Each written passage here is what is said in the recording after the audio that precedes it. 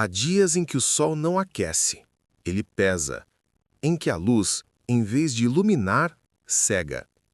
Albert Camus nasceu para escrever sobre esse tipo de claridade, aquela que expõe um absurdo da existência, o instante em que o homem percebe que o mundo é indiferente ao seu sofrimento.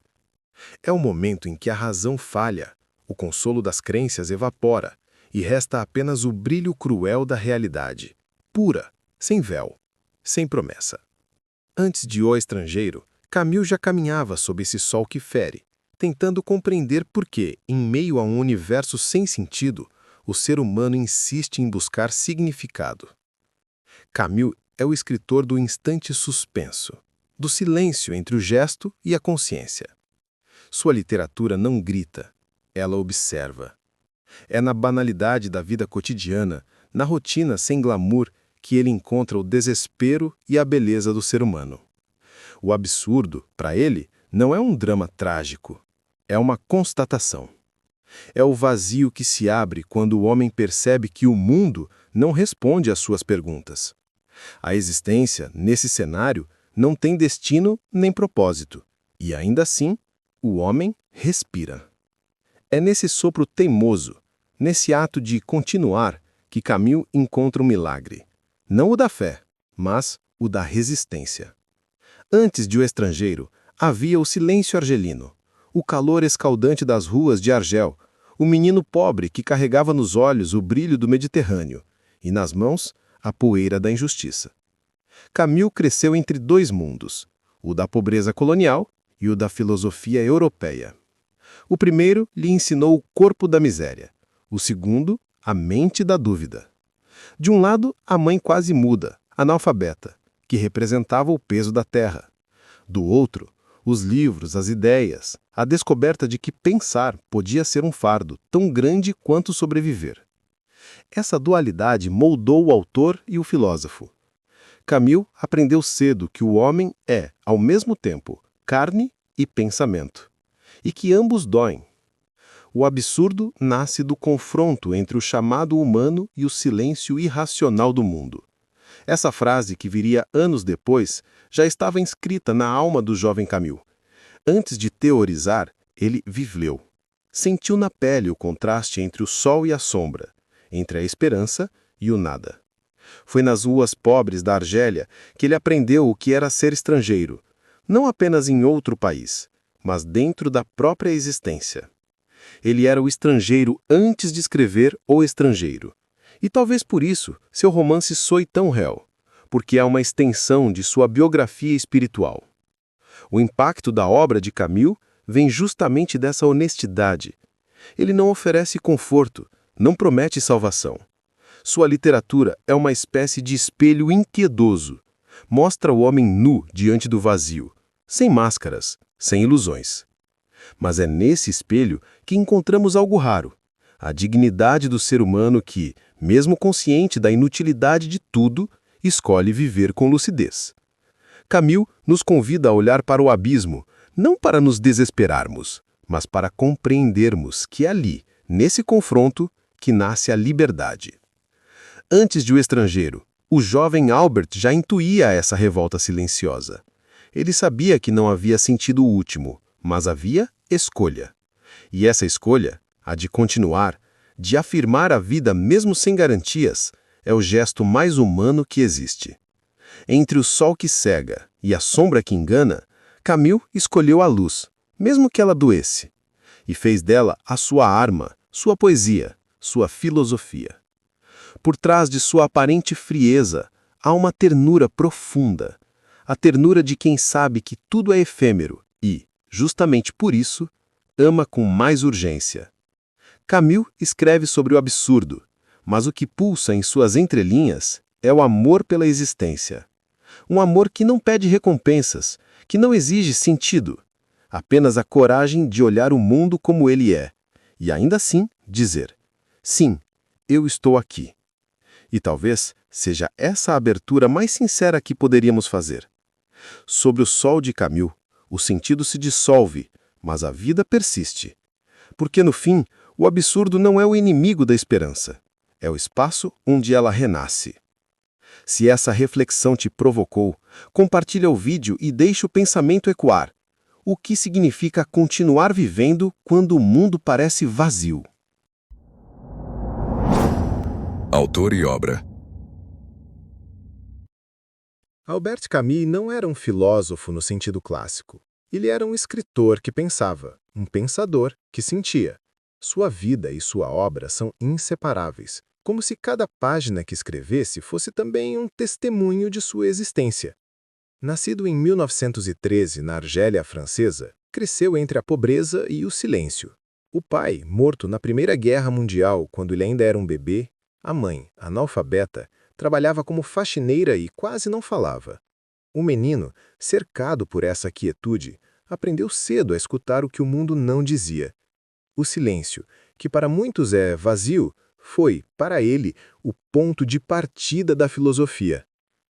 Camus estudou filosofia na Universidade de Argel, mas nunca se rendeu aos sistemas de pensamento. Rejeitou as verdades absolutas, os dogmas, as promessas de redenção. Queria compreender o homem comum, aquele que trabalha, ama, perde e continua. Sua obra é a tentativa de dar dignidade a essa vida banal, de transformar o cotidiano em matéria filosófica.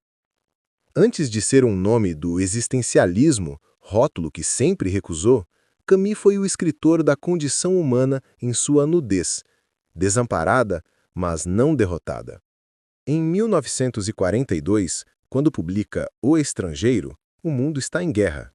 A Europa sangra sob o peso da ocupação nazista e o ser humano parece ter perdido toda a referência moral. É nesse cenário de desolação que surge Meu Só, o protagonista que mata um homem sem motivo e encara a própria condenação com uma indiferença que choca. O romance é curto, seco, cortante. Mas o que parece frieza é, na verdade, a expressão mais radical de lucidez. Meu Só não mente, não disfarça, não finge sentir o que não sente. É o homem nu, diante do absurdo, incapaz de inventar sentido para justificar seus atos. E essa honestidade, que para a sociedade é monstruosa, é, para Camus, o ponto de partida da liberdade. Em O Estrangeiro, o autor cria uma espécie de espelho distorcido da humanidade. Meu Só é o estrangeiro, não apenas na Argélia, mas dentro da própria vida. Sua existência revela a solidão essencial do ser humano, aquele instante em que percebemos que o mundo não tem intenção alguma conosco. A tragédia não é a morte do árabe, nem a condenação judicial, mas o reconhecimento de que vivemos num universo indiferente. E ainda assim, somos nós que devemos decidir o que fazer com essa consciência. Camus se recusa a transformar essa constatação em desespero. Ele propõe uma ética do absurdo. Se a vida não tem sentido, cabe a nós inventá-lo. Se o mundo não responde, cabe a nós continuar a falar. Essa é a revolta que atravessa toda a sua obra. Não a revolta destrutiva, mas a que afirma. O absurdo, longe de ser um convite ao suicídio, é um chamado à liberdade. O único problema filosófico realmente sério é o suicídio, escreve Camus em O Mito de Sísifo. E conclui: se o homem pode reconhecer a falta de sentido e ainda assim escolher viver, então ele é maior que o próprio absurdo. A força de O Estrangeiro está justamente aí, não em oferecer respostas, mas em ensinar a permanecer de pé no meio do vazio. O romance se tornou um marco da literatura moderna porque fala do homem contemporâneo, aquele que perdeu a fé nas instituições, nas religiões, nas certezas e precisa, mesmo assim, seguir em frente. Camus nos mostra que essa lucidez é a forma mais profunda de resistência, enxergar o mundo como ele é e, ainda assim, recusar o cinismo. Sua escrita, despojada e precisa, carrega uma beleza seca, mediterrânea. Cada frase é uma pedra ao sol, cada parágrafo uma paisagem árida, iluminada e cruel. É uma literatura que não seduz pelo enredo, mas pela intensidade da consciência. E talvez por isso, décadas depois, ainda nos assombre. Porque o absurdo de Camus, É o nosso. A busca incessante por significado num tempo que já não oferece nenhum. O homem que um dia escreveu O Estrangeiro não buscava glória, buscava sentido. E encontrou no ato de escrever uma forma de dignificar o nada. Como se dissesse, sim, o mundo é indiferente, mas eu não sou. Essa é a chama que mantém sua obra viva, o fogo sereno da lucidez. Se essa jornada te intriga, compartilhe o vídeo, porque pensar o absurdo é, de algum modo, começar a vencê-lo. Infância e origem. Antes do filósofo do absurdo, houve um menino do silêncio. Antes do prêmio Nobel, houve o filho da pobreza, da luz e da escassez. Albert Camus nasceu em 1913 em Mondovì, uma pequena colônia da Argélia francesa, onde o sol queimava como se quisesse revelar o mundo até o osso. Era um território liminar, nem Europa, nem África, mas o entrelugar onde a colonização construía sua máscara e sua ruína. E foi desse chão contraditório, marcado pela pobreza e pela claridade, que nasceria um dos pensamentos mais luminosos e mais desoladores do século XX.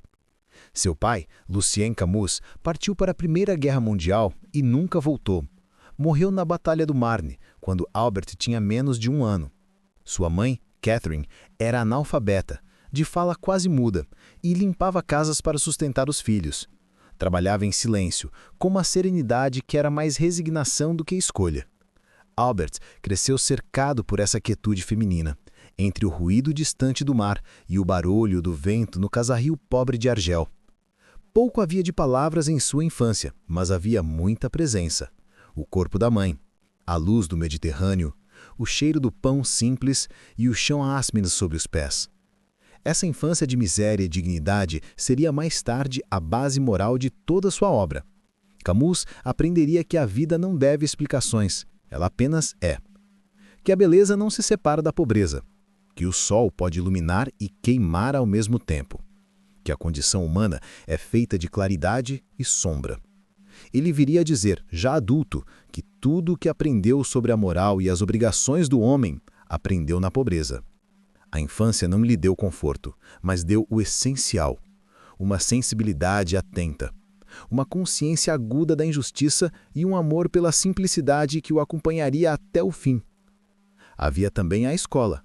O menino silencioso teve a sorte de encontrar um professor, Louis Germain, que viu nele um brilho raro. Foi esse homem que o incentivou a estudar, que o fez acreditar que o pensamento podia ser caminho. Anos depois, ao receber o Prêmio Nobel de Literatura, Camus lhe escreveu uma carta emocionada. Sem o senhor, sem aquela mão afetuosa que estendeu ao menino pobre que eu era, nada disso teria acontecido. O gesto do professor é quase simbólico do que viria a ser sua filosofia. A salvação não vem de Deus, nem do destino, mas de outro ser humano. A Argélia de sua infância também moldou seu olhar. Ele cresceu sobre o céu sem nuvens, cercado pelo mar e pelas pedras, por uma natureza que não era romântica, era brutal. O Mediterrâneo não oferece mistério, oferece excesso de luz. E é essa luz, paradoxalmente, que gera o pensamento do absurdo. A claridade constante não deixa esconder o sofrimento, obriga a vê-lo. Na infância de Camus, o sol já anunciava o tema de toda a sua vida: a coexistência entre beleza e desespero. O mundo era belo demais para ser desprezado e doloroso demais para ser explicado. Mas há um detalhe que torna sua origem ainda mais complexa. Ele era francês em terra africana. Ou melhor, era um pied noir, termo usado para os colonos europeus que viviam na Argélia. Só que Camus nunca se reconheceu como colono. Seu lugar era de desconforto. Pobre entre ricos, francês entre árabes, argelino entre franceses. Desde cedo, aprendeu que o pertencimento é sempre precário. Essa sensação de estrangeiridade, de estar sempre à margem de algum centro, atravessaria toda a sua obra. Quando mais tarde escreveu O Estrangeiro, não falava apenas de Meursault, mas também de si mesmo, o homem que nunca pertenceu inteiramente a lugar nenhum. Sua infância, portanto, foi o primeiro laboratório do absurdo. Ele viu o mundo como é, injusto, mas vivo, silencioso, mas cheio de sentido possível. O menino que andava descalço nas ruas áridas de Argel aprendeu que a beleza não redime o dor, mas a torna suportável. E talvez por isso, ao longo da vida, Camus tenha mantido essa fé discreta na dignidade humana. Não a fé religiosa, mas a fé na luz. No meio do inverno, aprendi por fim que havia em mim um verão invencível. Essa frase, tantas vezes citada, é o resumo exato de sua infância. O verão invencível não é otimismo, é resistência. Camus cresceu entre o sol e o silêncio, entre a pobreza e o espanto, entre a exclusão e a beleza. E desse contraste nasceu sua filosofia. Quando o mundo mais tarde lhe ofereceu os horrores da guerra, ele já sabia. O homem não é feito para compreender, mas para resistir. O menino pobre de Argel havia aprendido isso muito antes de escrever qualquer livro. No olhar quieto da mãe, na luz sem piedade do Mediterrâneo, no ruído distante de uma vida que não pedia nada além de continuar. Sua infância não foi um capítulo anterior à obra, foi a própria origem dela, porque o absurdo, para Camus, começou ali, quando a beleza e o sofrimento aprenderam a coexistir sob o mesmo sol. Se essa parte da história tocou você, curta e compartilhe, porque entender de onde vem um pensamento é também compreender onde ele ainda pode nos levar.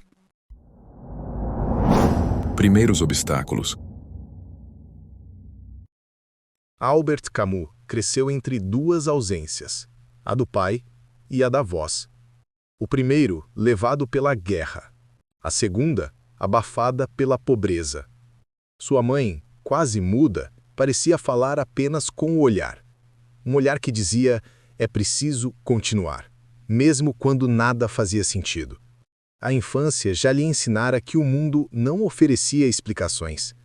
E foi quando começou a entender o peso do corpo. O corpo do homem pobre, o corpo da mãe exausta, o corpo dele próprio, que um dia adoeceria e o obrigaria a encarar o limite entre a existência e o absurdo. Aos 17 anos, Camus foi diagnosticado com tuberculose. A doença, que na época era quase uma sentença de morte, o afastou da escola, dos esportes, das amizades, do convívio com a juventude. O jovem que amava o mar e o sol, que sonhava em jogar futebol e sentir o vento no rosto, foi confinado ao repouso. Era como se o mundo, antes tão luminoso, se fechasse em um quarto úmido e silencioso. A febre lhe trouxe uma nova consciência, a fragilidade da carne, o tempo breve, a presença constante da morte. Mas, em vez de se entregar à melancolia, Camus fez da doença uma escola. O isolamento lhe ensinou o valor do instante. A impossibilidade de viver plenamente o fez observar mais fundo a própria condição humana. Ele percebeu que a vida não é feita de grandes revelações, mas de pequenas resistências, e que o absurdo nasce exatamente do encontro entre o desejo de viver e a certeza da finitude. A tuberculose não o matou, mas o transformou. A partir dela, sua filosofia ganhou corpo, literalmente. A pobreza também era um tipo de doença social, uma ferida constante. Camus estudava cercado por meninos ricos, filhos da elite colonial, enquanto ele vestia roupas usadas e levava pão seco na lancheira. O mundo lhe dizia desde cedo que a dignidade tem preço, e ele silenciosamente recusava essa lógica. Era a dignidade dos que não têm nada, uma dignidade que não vem da posse, mas da resistência. O trauma não era apenas físico, era moral, era histórico. Viver para ele era enfrentar o absurdo de um mundo dividido entre quem domina e quem é dominado. O corpo doente o obrigou a olhar o tempo com outros olhos. Camus aprendeu que a morte não é um evento distante. Ela habita o cotidiano. Está na tosse que não passa, no rosto cansado da mãe, nas guerras que matam meninos iguais a ele. Essa consciência precoce da morte é o que dá à sua obra uma sobriedade tão viva. O absurdo, para Camus, não é uma ideia filosófica abstrata. É uma experiência corporal. É o instante em que o homem sente o limite da vida e, mesmo assim, decide continuar. Não há transcendência, não há consolo. Só há o agora. Durante os períodos de repouso forçado, ele lia, com fome. Lia Nietzsche, Dostoiévski, Pascal, os clássicos gregos. Procurava nas páginas o que o mundo real não podia oferecer: sentido. E descobria a cada leitura que o sentido talvez não existisse, mas que o ato de buscá-lo já era em si um gesto de revolta. O homem doente começou a forjar ali o pensamento que guiaria toda a sua vida.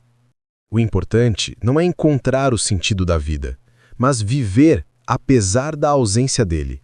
A doença o privou de muitos caminhos, mas lhe deu um olhar singular, o de quem sabe que o corpo é o primeiro e último território de resistência.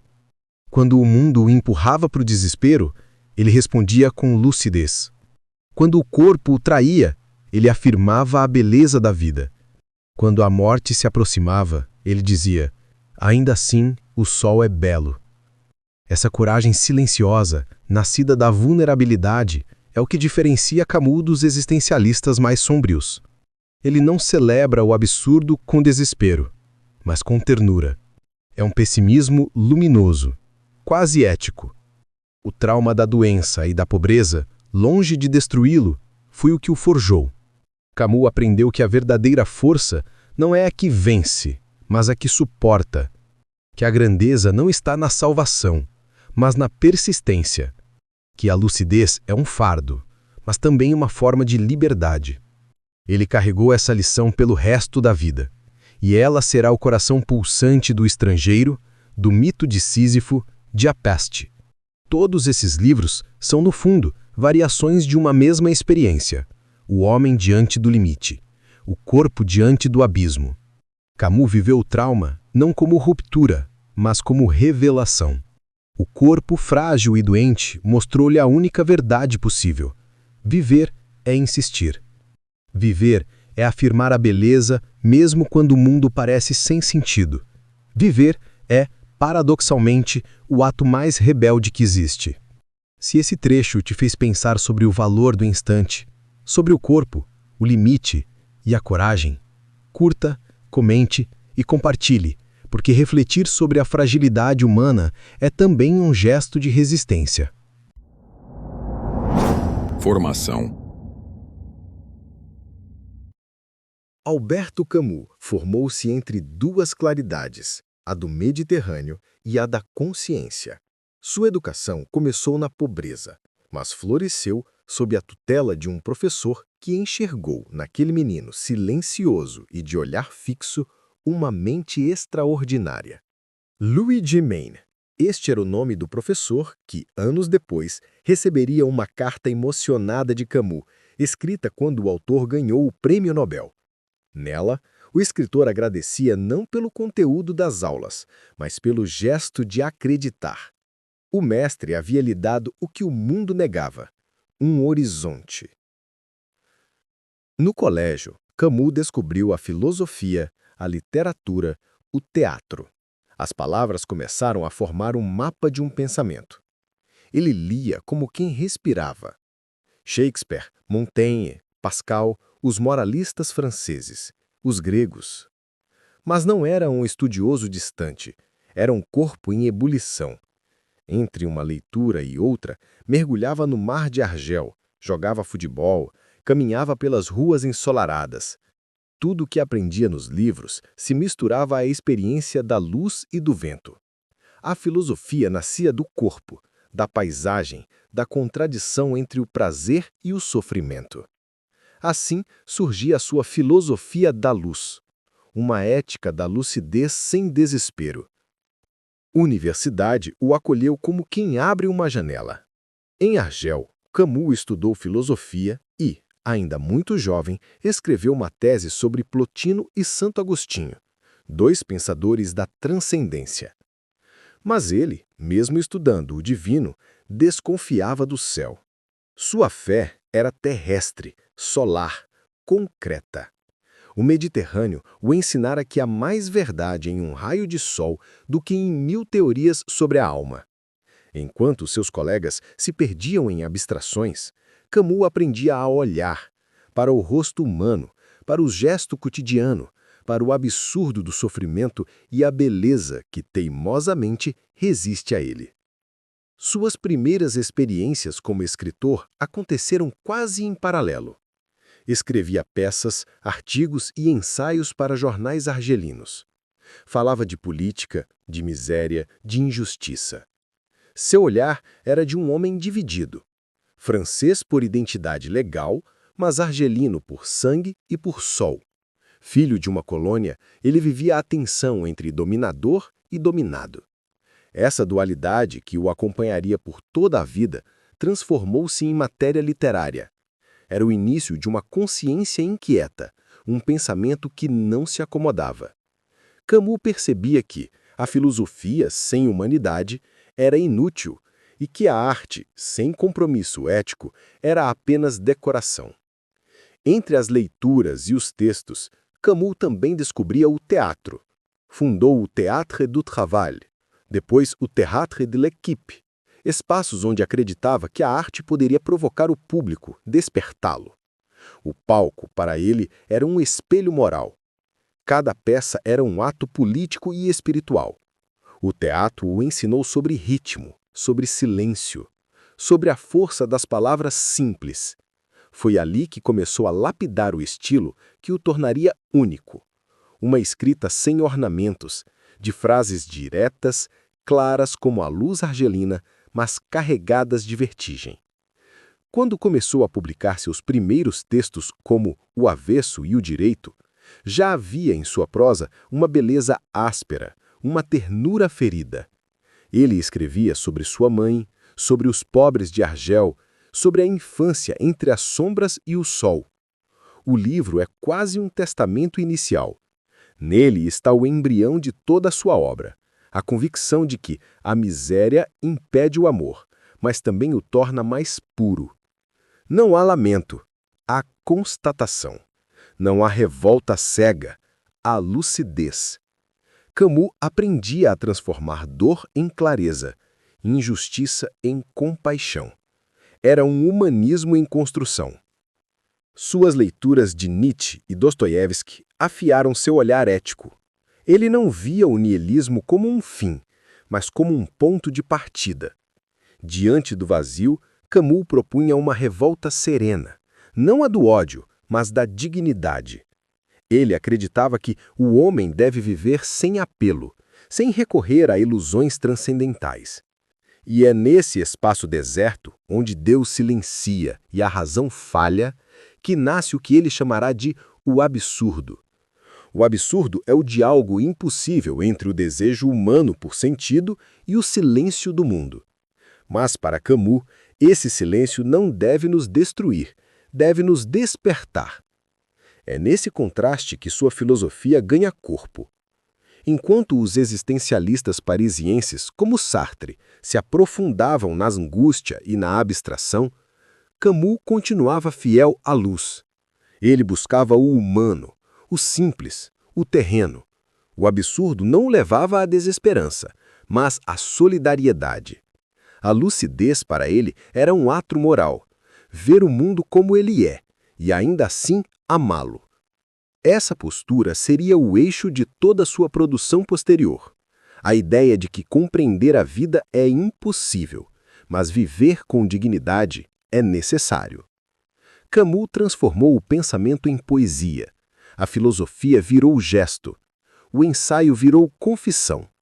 A escrita era seu modo de resistir ao niilismo, de afirmar a beleza sem negar a dor.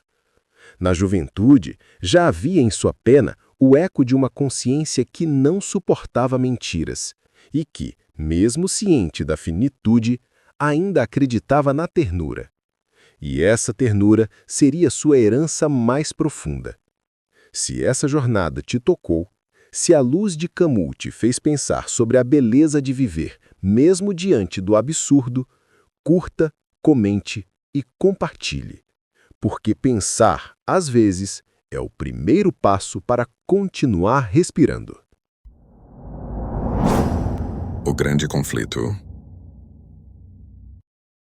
Albert Camus viveu a tragédia de quem enxerga demais. Seu conflito não era com os outros, era com o próprio sentido da existência. Desde jovem soube que a vida é breve, que a dor é inevitável, que o mundo é surdo aos nossos pedidos de significado.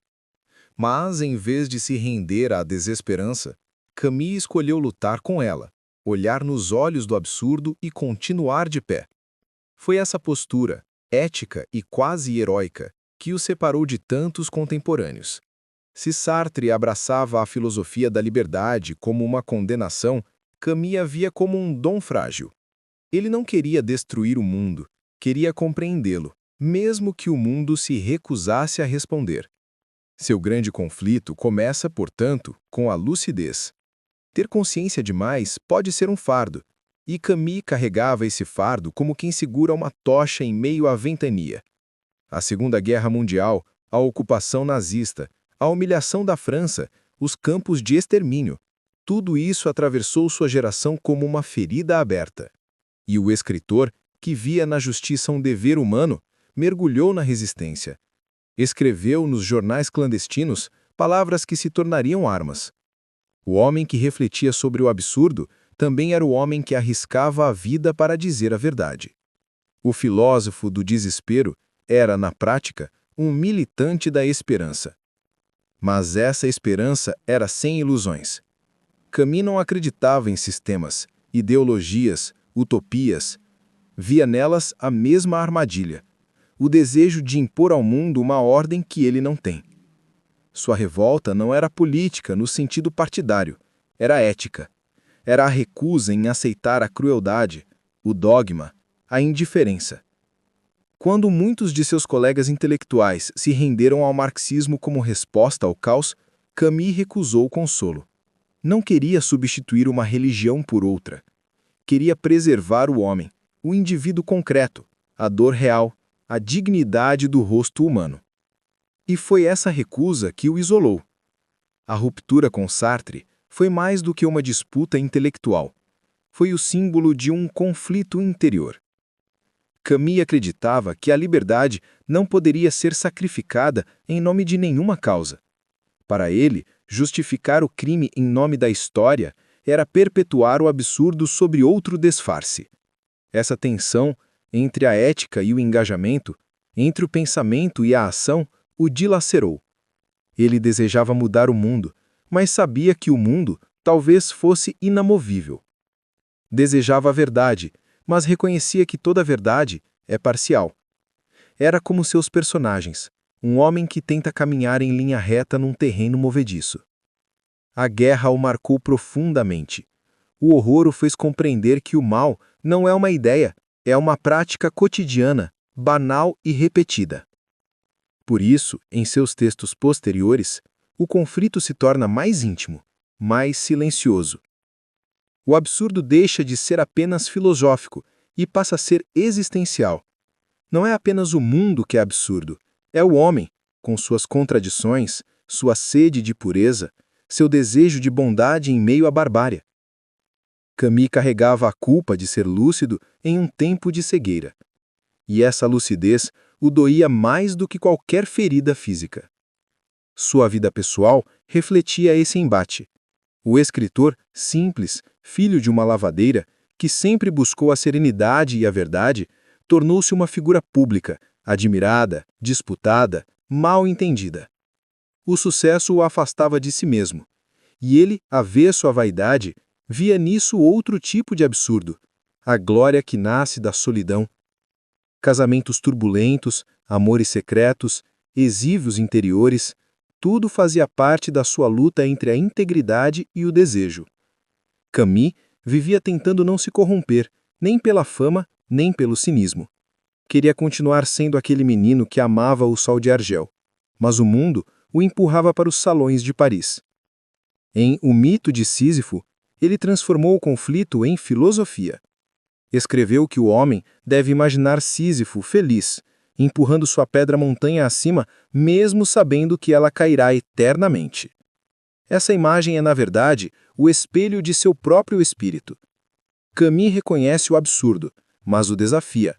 O absurdo não o paralisa, o move. Não há resignação, há resistência. O segredo para ele não é vencer o absurdo, mas amá-lo. Amar o mundo mesmo sem explicação. Amar o instante mesmo sem promessa. Essa é a revolta que o mantém vivo. A lucidez é uma ferida, mas é também o único caminho para a dignidade. E Camus sabia que enquanto houvesse um homem disposto a dizer não diante da injustiça, o mundo ainda teria chance. Seu conflito não foi derrota, foi testemunho. O testemunho de quem soube que pensar é perigoso, mas calar é imperdoável. Se essa história te atravessou, se as contradições de Camus ressoam nas tuas próprias, curta, compartilhe, comente. Talvez o absurdo da vida se torne mais leve quando reconhecemos que não estamos sozinhos ao empurrar nossas pedras. Obra icônica. Quando Albert Camus escreveu O Estrangeiro, em 1942, a Europa ardia em guerra e a França estava ocupada pelos nazistas. Era um tempo em que o mundo parecia ter perdido o juízo, e talvez por isso o autor tenha escolhido um protagonista que não enxerga sentido algum. Meursault, o personagem central, nasce não apenas como figura literária, mas como reflexo de uma civilização que já não reconhece o próprio rosto. O romance é o retrato de uma consciência despida de ilusões, um espelho polido demais para que o leitor não se veja. Camus escreveu o livro em poucos meses, em meio ao caos, à censura e à incerteza. Ele mesmo dizia que O Estrangeiro era o duplo literário de O Mito de Sísifo, a tradução narrativa da filosofia do absurdo. Enquanto o ensaio discute, o romance encarna. É a diferença entre pensar o deserto e atravessá-lo. Meursault, este homem que não chora no enterro da mãe, que mata por causa do sol, que observa o mundo como quem observa o mar, indiferente e hipnotizado. É o corpo vivo da lucidez. Na superfície, a trama parece simples. Um homem mata outro, é julgado, condenado à morte. Mas o crime é apenas o pretexto para o verdadeiro julgamento, o de um homem que se recusa a mentir. Meursault não finge dor, não finge arrependimento, não finge fé. É um homem sem máscaras e por isso se torna intolerável para uma sociedade que vive de aparências. No tribunal, ele é condenado não pelo assassinato, mas por não ter chorado no velório. O absurdo, então, se revela em toda a sua clareza. O mundo pune quem diz a verdade. Camus escreveu o livro como quem lança uma pedra na imobilidade moral do século XX. Sua linguagem é seca, direta, quase matemática. Cada frase parece medida para não trair o silêncio que ela contém. Não há psicologismo, não há ornamento. Apenas a lucidez cortante de quem descreve o sol como uma lâmina e a existência como um acidente. Hoje, mamãe morreu. Ou talvez ontem, não sei. É assim que o romance começa. Uma das aberturas mais famosas e inquietantes da literatura. Ali já está tudo: o distanciamento, a confusão do tempo, a indiferença diante da ordem das coisas. O estilo de Camus é ao mesmo tempo cristalino e perturbador. Ele escreve com a luz do Mediterrâneo, mas essa luz, intensa demais, queima. O Estrangeiro não oferece consolo, oferece espelho. E esse espelho não perdoa. O leitor percebe, com desconforto, que há algo de Meursault em todos nós. Esse cansaço, essa dificuldade em fingir, essa sensação de estar deslocado no próprio mundo.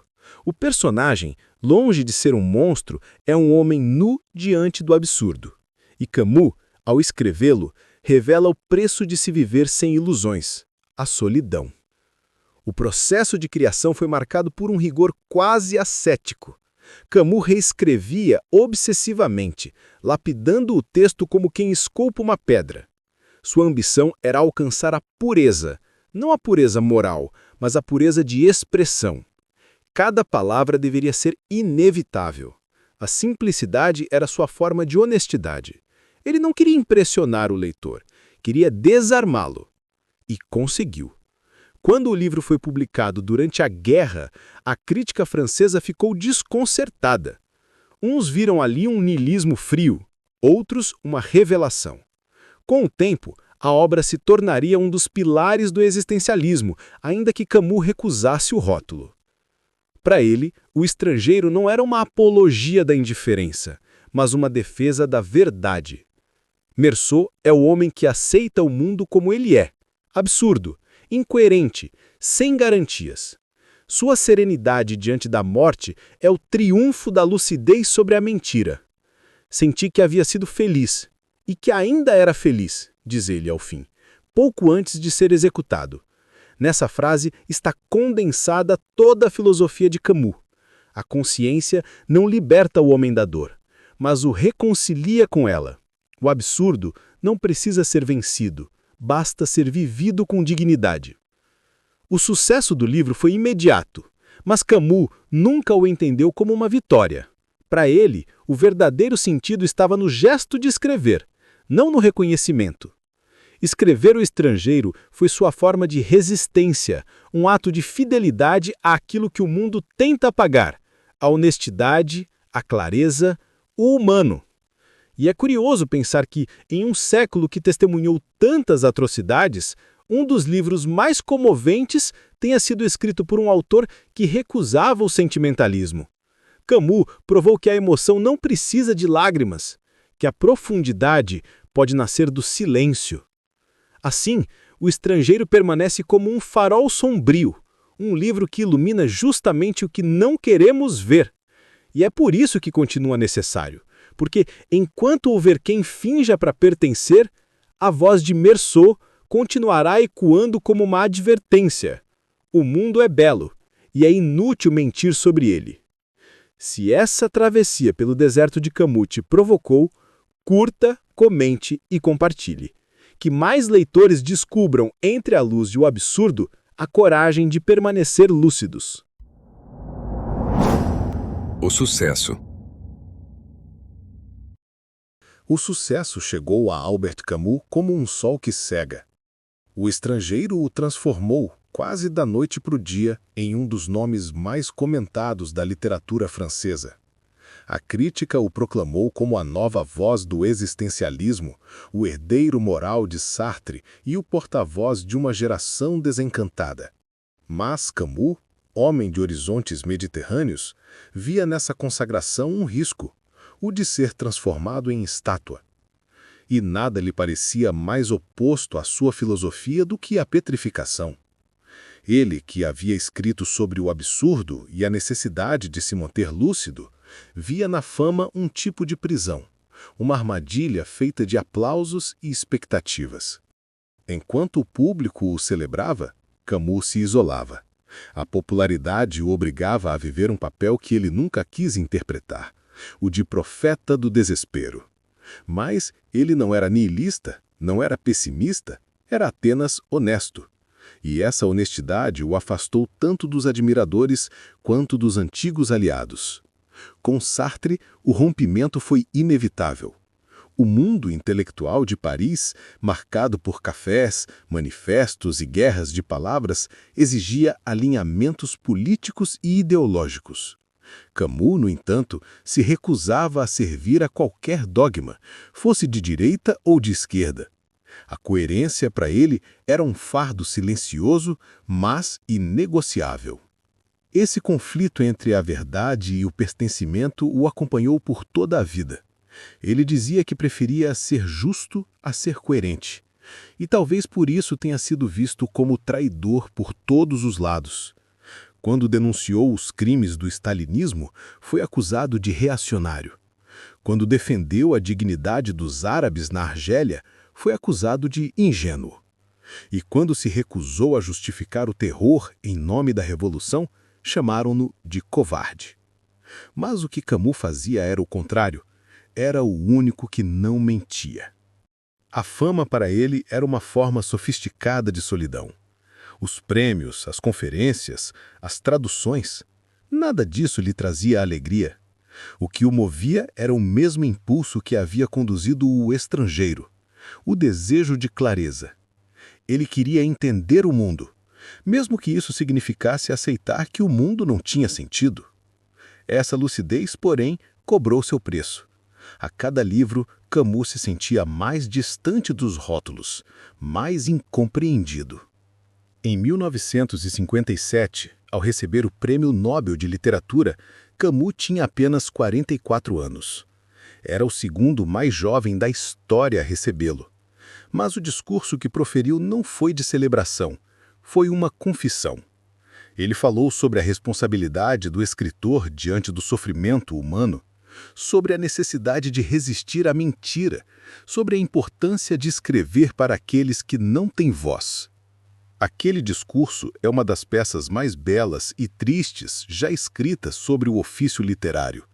Ele disse: cada geração, sem dúvida, se crê destinada a refazer o mundo. A minha sabe, porém, que não o refará. Mas sua tarefa, talvez, seja maior: impedir que o mundo se desfaça. O prêmio, longe de ser um alívio, ampliou a distância entre ele e o resto. Camus passou a se sentir observado, interpretado, usado. A fama o transformou em símbolo, e os símbolos, ele sabia, são sempre traições. Sua vida se tornou uma corda bamba entre o reconhecimento e o exílio interior. Ao mesmo tempo, a Argélia, seu ponto de partida, mergulhava em sangue. O país lutava por independência, e Camus, dividido entre a terra natal e a França, se viu dilacerado. Os intelectuais exigiam que ele tomasse partido, mas ele se recusava. Eu amo a justiça, dizia, mas defenderei minha mãe antes da justiça. Essa frase, dita a um jornalista, ecoou como uma heresia. Para muitos, foi a confissão de um moralista. Para ele, foi o gesto de um homem.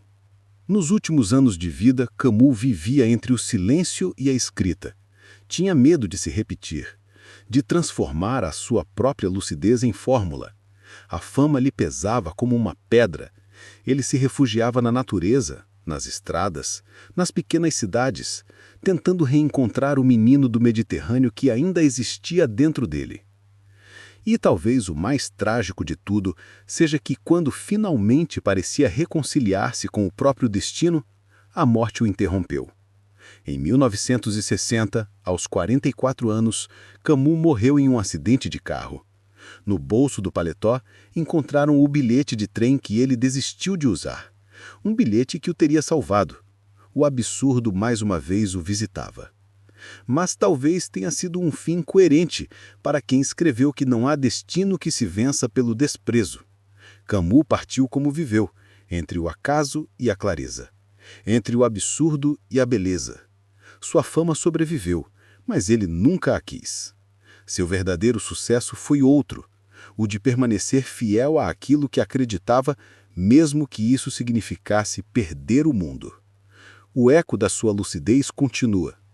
Em tempos em que o ruído domina, em que as verdades se diluem em discursos, Camus é o recordatório de que a coerência ainda é uma forma de coragem.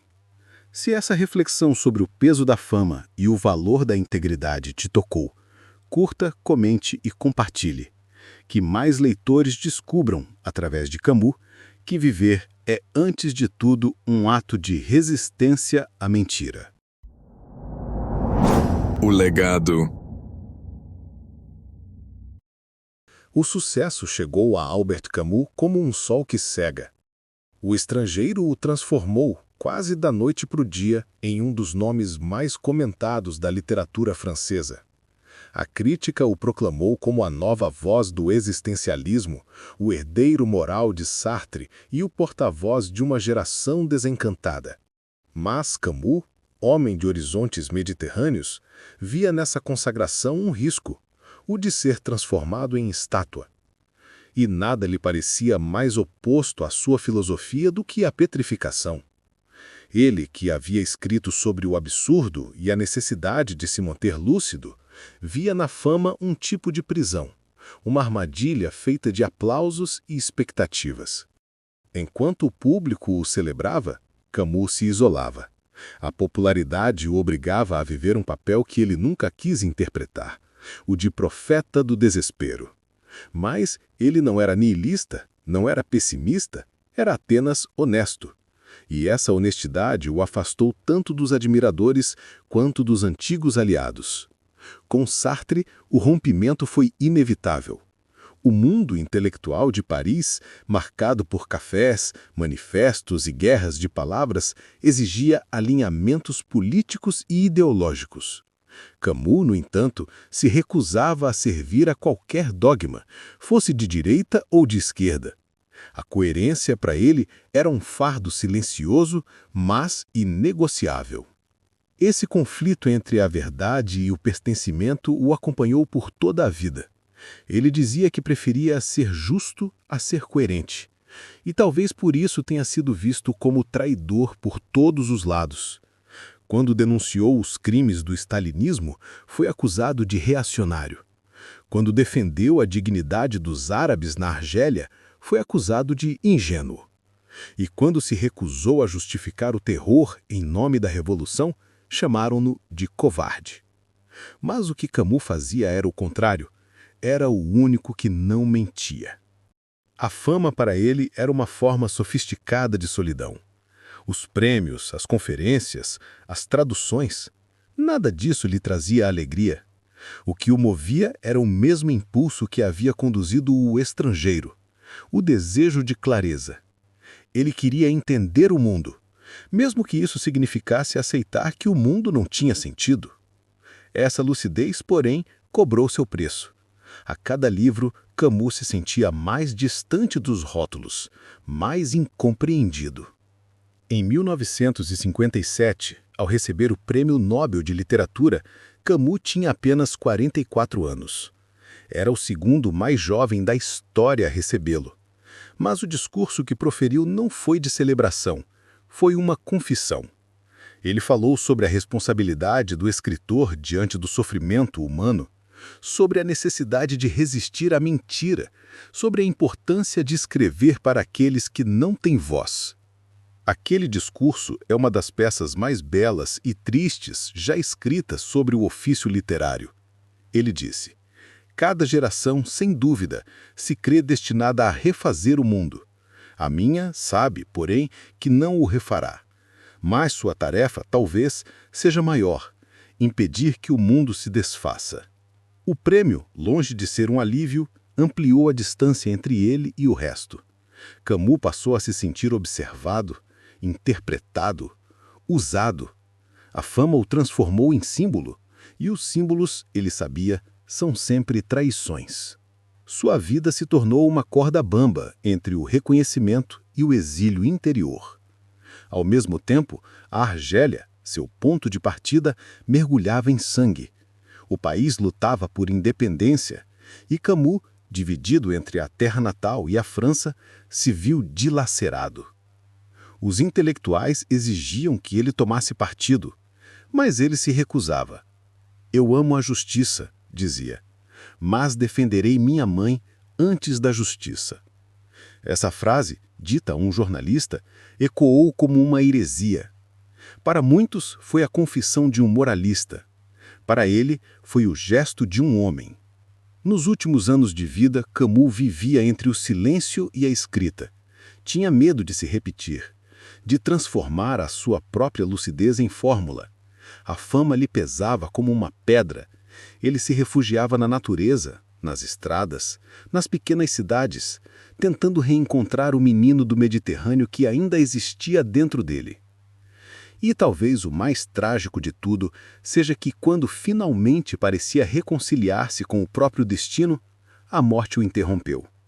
Em 1960, aos 44 anos, Camus morreu em um acidente de carro. No bolso do paletó, encontraram o bilhete de trem que ele desistiu de usar. Um bilhete que o teria salvado. O absurdo mais uma vez o visitava. Mas talvez tenha sido um fim coerente para quem escreveu que não há destino que se vença pelo desprezo. Camus partiu como viveu, entre o acaso e a clareza, entre o absurdo e a beleza. Sua fama sobreviveu, mas ele nunca a quis. Seu verdadeiro sucesso foi outro, o de permanecer fiel àquilo que acreditava, mesmo que isso significasse perder o mundo. O eco da sua lucidez continua. Em tempos em que o ruído domina, em que as verdades se diluem em discursos, Camus é o recordatório de que a coerência ainda é uma forma de coragem. Se essa reflexão sobre o peso da fama e o valor da integridade te tocou, curta, comente e compartilhe. Que mais leitores descubram, através de Camus, que viver é, antes de tudo, um ato de resistência à mentira. Para finalizar, No fim, talvez tudo em Camus se resuma a isso: amar o mundo apesar de tudo. Amá-lo não com a ingenuidade dos que acreditam em promessas fáceis, mas com a coragem dos que encaram o absurdo e ainda assim permanecem de pé. A lucidez, em sua obra, nunca foi sinônimo de desespero, foi sinônimo de ternura. Uma ternura consciente, dolorosa, mas profundamente humana. Camus acreditava que compreender o vazio não nos afasta da vida, mas nos aproxima dela. Que aceitar o absurdo é a única forma de libertar-se dele. E que, no fundo, o amor, mesmo aquele que parece impossível, é a única resposta à indiferença do mundo. O Estrangeiro nos mostrou o homem desencaixado, aquele que não sabe mentir para se adaptar. O mito de Sísifo nos mostrou o homem que, diante da pedra, encontra sentido no próprio ato de enturrar. E a Peste nos mostrou a solidariedade que floresce quando tudo mais se desfaz. Três faces de uma mesma lucidez: a que não foge, a que não disfarça, a que não se engana. Essa é a lucidez que Camus nos deixou, uma que não promete a salvação, mas oferece companhia. Porque no olhar de seus personagens há sempre um gesto de reconhecimento, o de quem diz: eu também não entendo, mas continua vivendo. Camus viveu pouco, mas viveu como quem queimava por dentro. Entre as páginas e as ruas, entre a filosofia e o amor, entre o desespero e a esperança, ele construiu uma ética do meio-termo, a ética da medida. Em tempos em que o mundo se divide entre extremos, essa medida é o que nos falta, o espaço da dúvida, da compaixão, da reflexão. Camus nunca acreditou em ideologias cegas. Acreditava no homem imperfeito, frágil, contraditório, mas capaz de escolher a justiça, ainda que o mundo seja injusto. Em sua morte precoce, há uma espécie de ironia trágica. O escritor que tanto falou sobre o acaso morreu nele, num carro que perdeu o controle.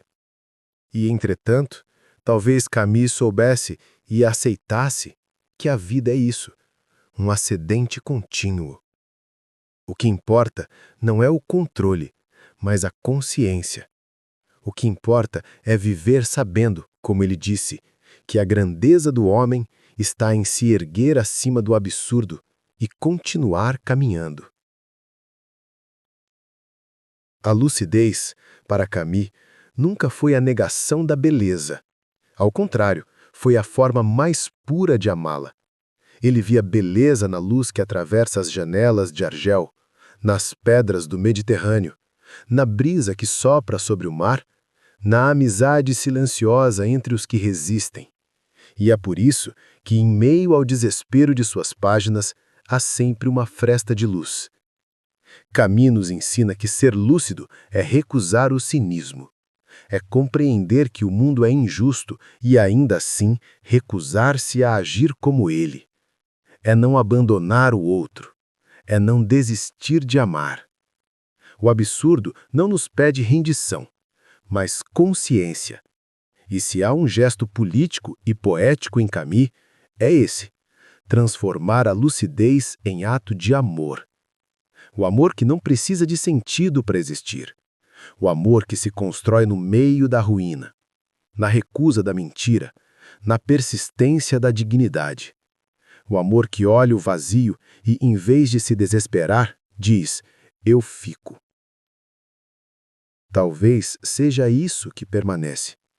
Camus, o homem dividido entre a França e a Argélia, entre o sol e o exílio, entre o corpo e a ideia, nos ensinou a não escolher um lado, mas a habitar o entre, a viver nesse intervalo onde a vida realmente acontece, a compreender que o sentido não se encontra, se constrói todos os dias nas pequenas escolhas. Empurrar a pedra, amar o outro, resistir à mentira, buscar a verdade, rir do absurdo, tudo isso é viver. Camus não escreveu para convencer, escreveu para despertar. E ao fim de O Estrangeiro, quando Meursault, encarando o céu noturno, aceita o absurdo de sua existência, há ali uma revelação silenciosa. O absurdo não destrói o homem, o liberta. Porque viver sem ilusões é, paradoxalmente, viver com mais verdade. E a verdade, mesmo dolorosa, é a forma mais profunda de beleza. No fundo, Camus não queria que o entendêssemos, queria que o sentíssemos, que víssemos o mundo com os olhos limpos de quem sabe que tudo é passageiro, mas mesmo assim continua. Que aprendêssemos a dizer sim, não ao destino, mas à vida. Porque é só nesse sim que a lucidez se transforma em amor. E é por isso que, mesmo diante do absurdo, Camus sorri. O Sísifo sobe a montanha. O sol incendeia o horizonte, e nós seguimos com ele, empurrando a pedra, respirando fundo, vivendo apesar de tudo. Se essa jornada pela lucidez de Camus te tocou, compartilhe esse vídeo. Leve essa reflexão adiante, porque, como ele nos ensinou, compreender o absurdo é o primeiro passo para amar o mundo.